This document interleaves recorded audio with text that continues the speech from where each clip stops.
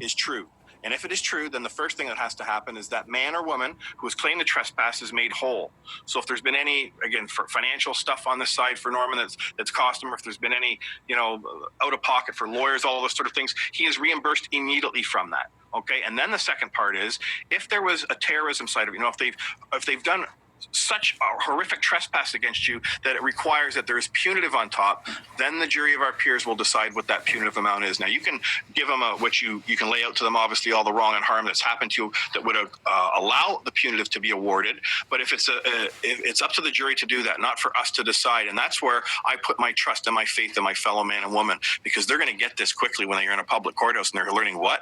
There's no rules of civil procedure here. It's just a man that's coming forward, not just a man, but a man that's coming forward, and he's laying a truth. He's laying a claim before us here, and we get to decide whether his truth is true or not.